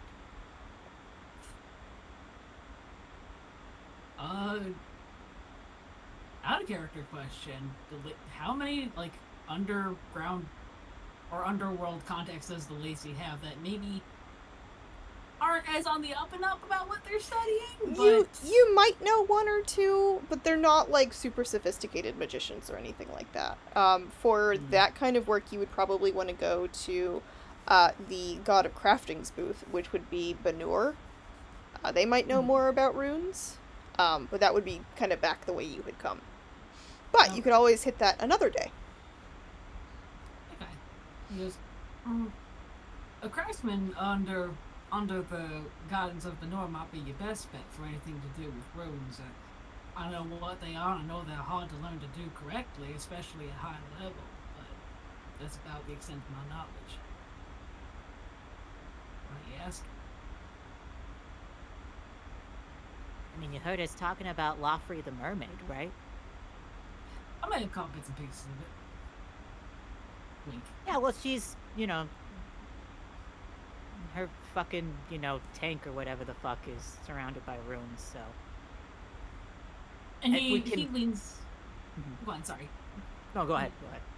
He leans in a little closer and he goes, "One thing I will tell you in confidence is that the more there are, the more danger it is to try and break secrets, and it has to be done for a specific goal, or there is a blast radius to be concerned about." Yeah, I mean, I get that, but I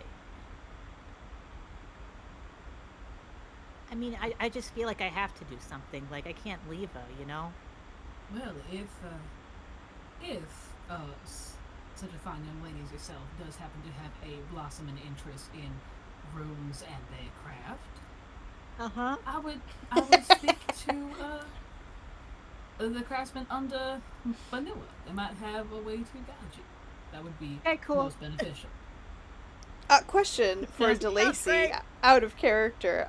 Does DeLacy have a bracelet from the Temple of Lorado that would indicate No. his romantic interest? Okay. That's too much information for people to just get at a glance. I didn't know if maybe DeLacy was like, maybe I want to try dating, and just happened to have it on still or something. I can see it being something he wore when he was younger, and when he was not in thieving yet. Fair. But I think since he switched his major, essentially, he does not wear it. Casual lore drop. Anyway. I was gonna say.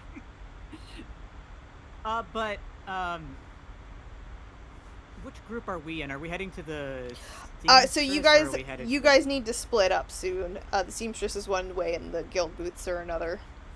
I'm heading to seamstress. Okay, yeah, I guess I'm following you, so that's where I'm headed to. Okay. Okay, so then Cool, so Briar. that quick look away you did is just still standing right in front of me as we're walking the same place. So Briar and Boss, you guys are free to go enjoy the guild booths, and then the rest of you guys are going for a fashion montage. Did I say something? Miss Morgan, did I say something? You're looking a little fluffy there. Did I say something to offend you? I apologize. No, it's just a condition of fluff. She runs to Lakey.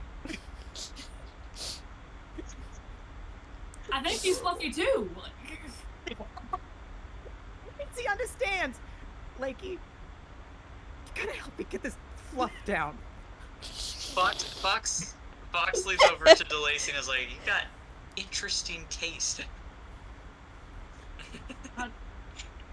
How do you figure?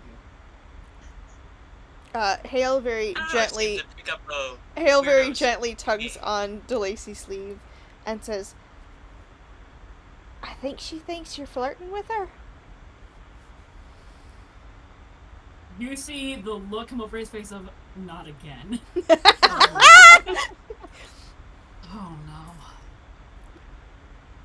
You gentlemen too hard, DeLacy. Gentlemen, too greedily and too deep. Too close to the sun. I do declare, too close to the sun.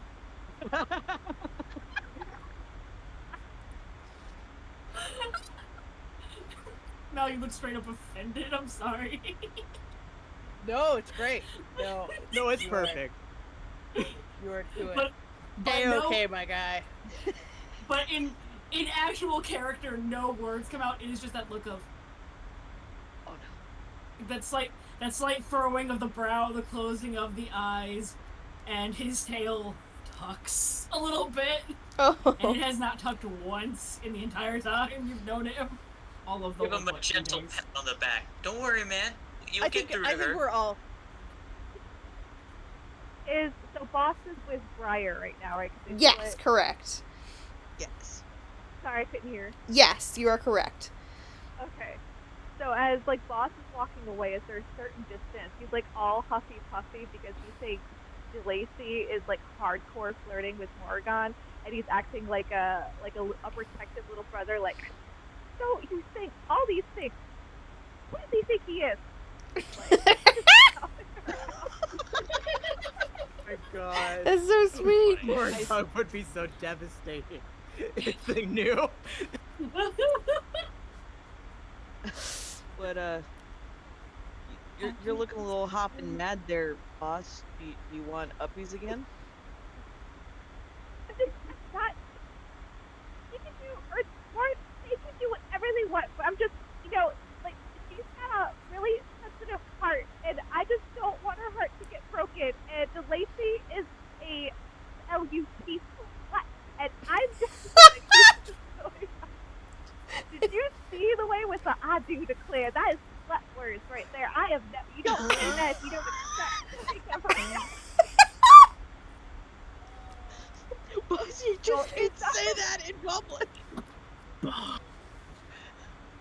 He's just acting like, when like an older sibling like gets interested in somebody and they're like, well, we're not gonna hang out as much anymore, and he's just like totally overreacting over like the smallest little Love thing it. blowing up. Oh my God. Well, I No, it's good personally enough think for my sister. A lot of big feelings, bud. I know. Big feelings. Briar is trying so hard to be stone-faced here, but there is a smile. It's hard because Lily wants to use like dialogue that Boss would use, but she's also like a 30-something-year-old lady. Of course, So her like yeah. the slut word just popped out, but also he's just like, I have strong feelings about this. Big frog fifis. Say, did you see his hands in his pockets? What has he got? Secrets? Probably. So Let's many. just go. I'm fine. It's fine. He's Yeah, up let's- mad. So you just want to walk this off, or do you Yes. want to be held? Hold my hand. Okay. We're I'm holding. angry right now. Okay. And as It's okay. you Your and the feelings are valid. angriest version You are of okay. Boss you've ever seen head towards the guild booths, Like, the rest of our is party. the throat expanding? Is Oh there my some God, throat action? yes. A little bit, I want to say. Wow, I never. I love it. Alright, so we're going to the guild booths. So bye. You guys are already gone. You're saying that as you walk. The other crew is headed for a seamstress shop that the princess very clearly knows her way to, so you guys are walking there. And it's a cozy little, like, it looks like it would be like a fantasy cafe, but it has dresses in the windows and, like, really nice, like, I don't know what to call them, the windows that, like, jut out slightly, like that you The see at bay the beach a windows. lot. The bay windows, there you go. Oh, cool. Yeah. That have like dress stands in it and jewelry. Nothing fancy, but like just decorative to show you what the dresses would look like with jewelry and stuff like that. And she lets herself in. And immediately she goes and hugs the seamstress who's working on a dress in the corner. And says, Satomi, it's so nice to see you.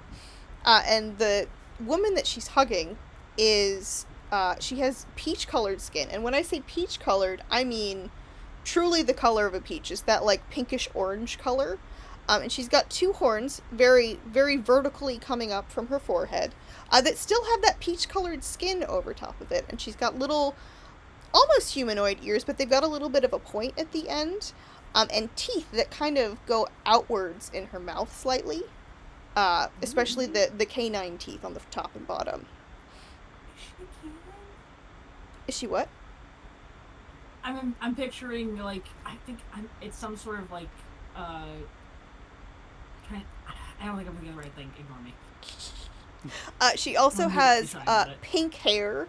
It's kind of in the same like color scheme as the rest of her skin, but it's a lighter color. That's very long and it's tied up with chopsticks and a bun. and she's wearing a nice lavender adorable. blouse of silk and a pencil skirt, and she's very clearly a plus-sized woman. And she looks to be about 45, roughly speaking. She's got a mom vibe to her. And she says, "Oh, it's so nice to see you. You know, it's been a while since your last fitting. Are you here for the dress that Akemi was getting set up for you?" And she says, "Yes, I am. Is Akemi in today?" And her mother says, "Let me go see if she's in the back. Hang on one second." Because Akemi is Satomi's daughter. And the rest of you guys can file in, and there are some chairs if you want to take a seat or start looking at clothes or what have you. Well, Fox and Teddy feel out of place in something so bougie. Immediately. Yeah, it's definitely a nice store, and it's somewhere obviously that the princess frequents, so it's definitely got some good clientele. There is absolutely a flash of the same look on Lakey's face if I'm not gonna touch anything so I don't get in trouble because I can't afford to fix it if I do. The urge to touch is imaginable, though. It is. Ooh, I want to do a sneaky. I want to do a sneaky thing. Okay, please be advised that Galleon is in the room with you. Well, not like that would get me in trouble with the law, but for the players to notice. DeLacy is going to sleight of hand hail into his pocket and then leave. Sounds about right. Sounds about right. No, actually, all the fine clothes and all the fine fabric, he's trying to subtly look down at his pants. Okay.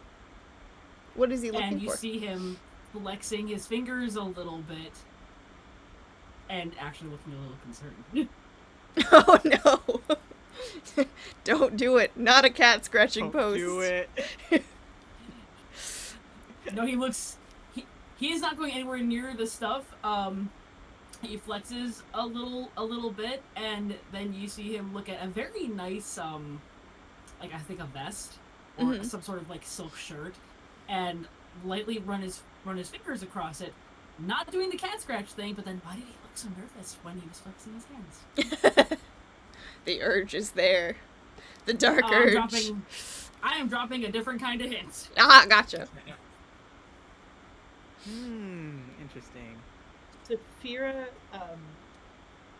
via Rachel channeling her inner beauty queen, is distracted and has decided to start going through and just, you see her picking off things and just putting them on her hand. Like she's like, I'm gonna try this on, this is gonna get taken. She's They've definitely got like some sample dresses that are sized larger so that they can cinch them up in the back to show you what they look like on, for you that you can try on. Yeah, she's like, I like this style, and I like this style, and I like this style, and then like is there like a wall where there's like just bolts of fabric? I would say they probably have some in the back, but they wouldn't have some up front. Okay. That would be more in the workroom side of things, but they could bring things out if you were looking for like color samples. Yeah. She's just, you just see her like, just almost just automatic. It's almost like she's done this before. She's just going through and she's picking dress after dress, and she's then looking at like accessories and like vests, little overcoats, and she's so many things. Lost in everything. She's so excited. She's almost shaking at how exciting she is.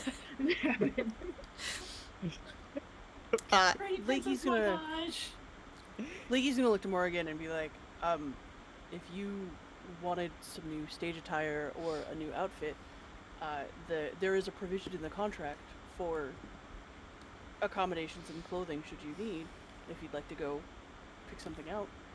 Like, check for clothes. No shit. Take it. Yeah, you guys have been saving a bundle on food too, since the princess has been paying for everything. Like, you've been saving a dime. For the first time, you see, like, when you say no shit really, you see for the first time, like, you get this combination of, like, real fucking proud of himself and a little hint of mischief. And he just goes, it's all in how you read the contract. Emotion. He's so happy. Hey, yeah, I guess I'll look around. Okay. And after a minute, Satomi does come back, and she comes back with her daughter, who is bright sky blue. She's much thinner. She looks like she's about 25, so kind of in the same age range as a lot of you guys. And she's got the same pointy horns in the front that kind of go darker blue the further up they get. But her hair is white, and she's got very long pointed ears. And her teeth do point out, but not as much as her mom's.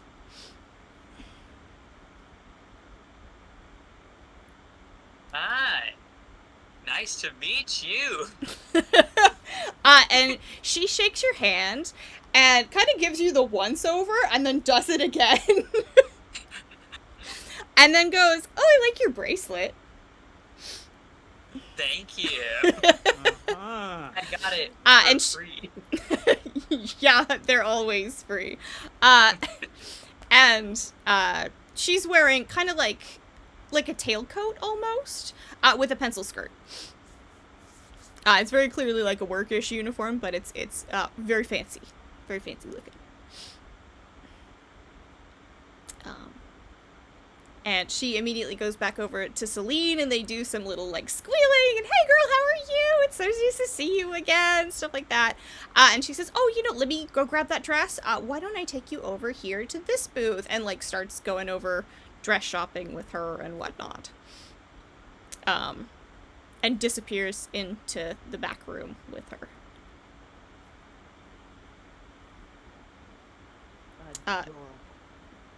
Satomi would be happy to help another shopper who's got a lot of garments already picked out to maybe try some of those on. Yes, she now is. Everything is kind of on both arms. She's now like picking up like scarves and different things with both hands, and you can just see just fabric just everywhere. She's just like, yes, no, this. Oh, honey, why don't I She take kinda, like, some of walked over those there. for you, and we'll try these ones on first, and we'll come back for the rest of these, okay? Oh, absolutely. Because I don't think the hangers are gonna hold all of those. And she takes the first, like, I don't know, 7 or 8 dresses, or vests, or whatever you want to try on first, with you, and heads into another booth, another changing room. Yep. Leaving the rest of you idle to sit around and chat. So you got Galleon, Hale, Lakey, Morrigan, DeLacy, and Fox. The Lacey's tail is doing that end twitch uncomfortably. Mm-hmm.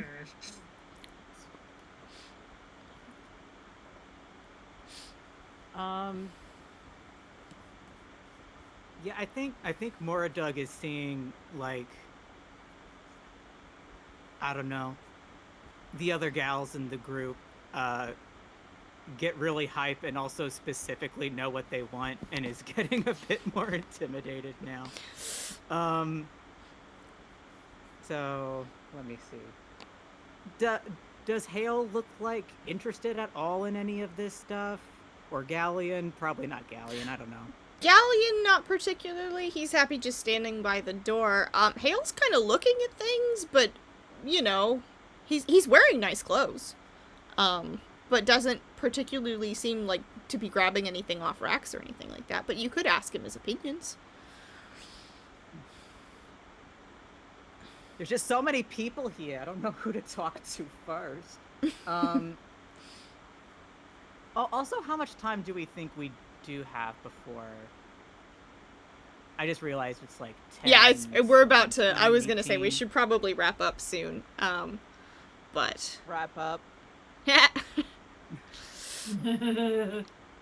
fine, so. But yeah, if you want to have Morrigan browse, we'll pick that up when we come back next week. Cool. Oh wait, are we? Yeah, no, we're doing next week. I was like, wait, were we doing weird things with the schedule? No, we're not.